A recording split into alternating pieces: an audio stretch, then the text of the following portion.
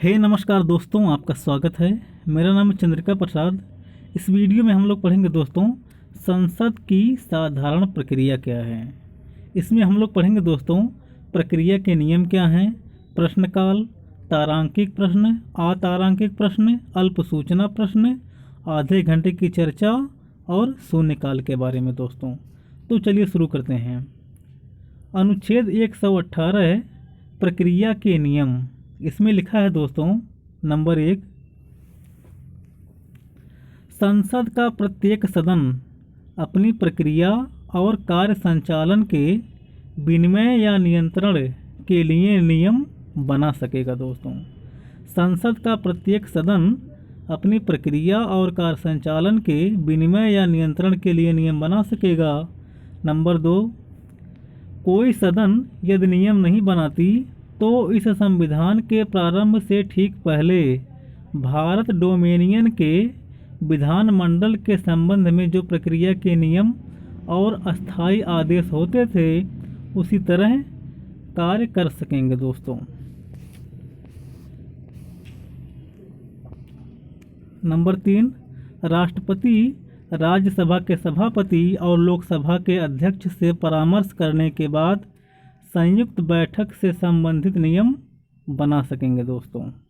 Number 4, दोनों सदनों की संयुक्त बैठक की अध्यक्षता लोकसभा का अध्यक्ष यानी कि स्पीकर करेगा। अध्यक्ष की अनुपस्थिति में ऐसा व्यक्ति पीठासीन होगा जिसका खंड 3 के अधीन बनाई प्रक्रिया के नियमों के अनुसार अवधारण यानी कि विचार किया जाए दोस्तों।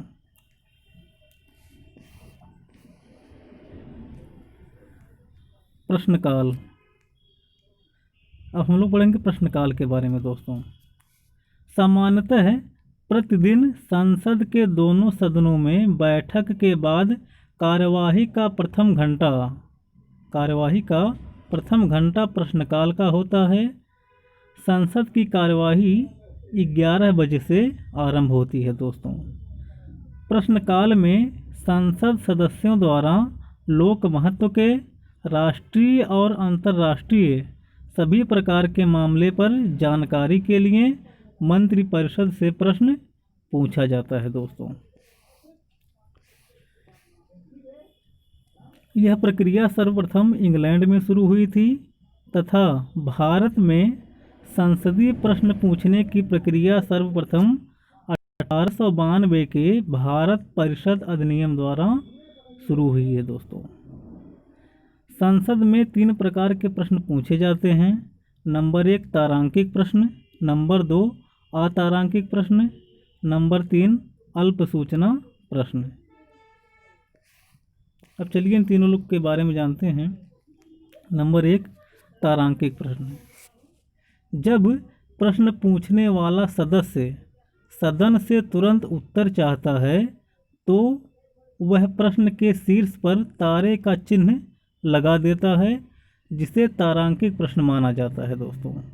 तारांकिक प्रश्न का उत्तर तुरंत मौखिक रूप में दिया जाता है तथा इसके संबंध में पूरक प्रश्न भी पूछा जाता है दोस्तों।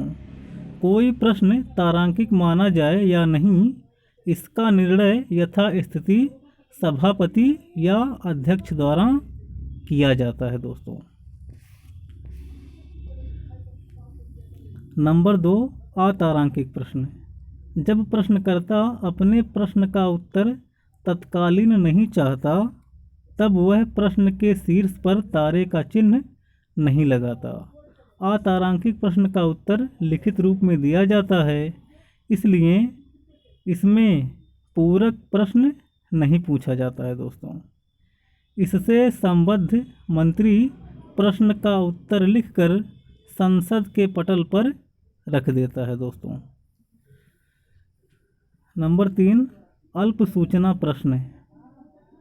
किसी भी लोक महत्व के तात्कालिक मामले संबंधी प्रश्न अल्प सूचना प्रश्न होते हैं। इसका उत्तर साधारणतया मौखिक दिया जाता है। किसी प्रश्न को पूछने के लिए 10 दिन पूर्व सूचना आवश्यक है दोस्तों। अब हम लोग पढ़ेंगे आधे घंटे की चर्चा। यह क्या है, चलिए जानते हैं। जिन प्रश्नों का उत्तर सदन में दे दिया गया हो, उन प्रश्नों से उत्पन्न होने वाले मामलों पर चर्चा लोकसभा में 3 सप्ताह में 3 दिन, सोमवार, बुधवार तथा शुक्रवार को बैठक के अंतिम आधे घंटे में की जाती है दोस्तों। जबकि राज्यसभा में यह मामला सभापति के ऊपर होता है। सामान्यतः 5 बजे से 5:30 बजे के बीच राज्यसभा में आधे घंटे की चर्चा होती है दोस्तों। शून्यकाल। प्रश्नकाल के ठीक बाद एक घंटे का समय शून्यकाल होता है। शून्यकाल जैसे शब्द का लोकसभा या राज्यसभा की प्रक्रिया तथा संचालन के नियम में कोई उल्लेख नहीं है। यह समाचार पत्रों की देन है दोस्तों, शून्यकाल शब्द।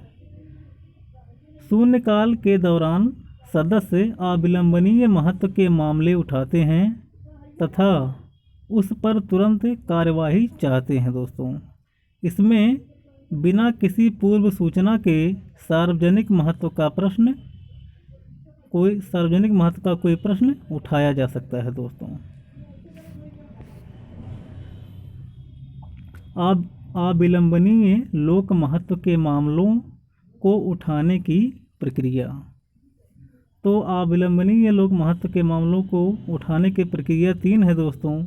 नंबर 1 स्थगन प्रस्ताव, और नंबर 2 ध्यानाकर्षण प्रस्ताव, और नंबर 3 अल्पकालीन चर्चाएं। इन तीनों के माध्यम से अविलंबनीय लोक महत्व के मामले सदन में उठाए जाते हैं दोस्तों। तो हमारी वीडियो आज यहीं समाप्त होती है। अब मिलेंगे अगले वीडियो में, तब तक के लिए जय हिंद दोस्तों।